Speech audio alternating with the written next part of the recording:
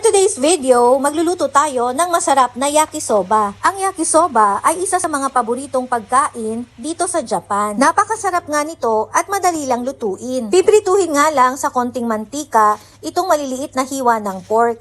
Pagkatapos, ilalagay na yung mga sahog na gulay. Para sa akin, mas malasa ang yakisoba kapag nilagyan ng sausage, naganegi o spring onion at shiitake o kahit anong klase ng mushroom. Kapag half cook na nga ang mga gulay, ilalagay na natin itong soba at hahaluin. Dikit-dikit nga kasi itong soba, kaya dapat nahaluin ng mabuti. Nakakangawig nga lang talagang maghalo. Iwasan ding ma-overcooked itong soba dahil masyado na nga siyang lalambot at hindi na masarap kainin. Itong ang soba ay nabibili sa kahit saang supermarket dito sa Japan at may kasama na nga rin siyang powdered sauce na siyang nagpapasarap sa yakisoba. Ilalagay nga lang ito sa bandang huli bago maluto ang yakisoba at hahaluin na naman ulit. Napakadalas ko ngang magluto ng yakisoba dahil paborito naming lahat. Dito sa Japan, madalas din naman ako magluto ng mga pagkaing Pinoy.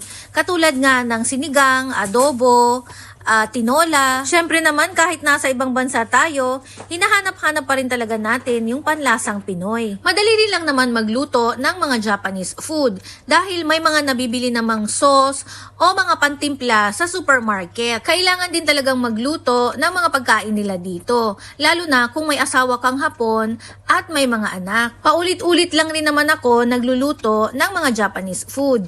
Kung ano yung paborito ng mga bata, yun ang madalas kong lutuin. Itadakimasu!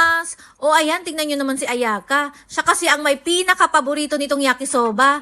At ito namang si Masato dahil masarap nga daw, pati ang mga daliri sa paa ay naka-thumbs up.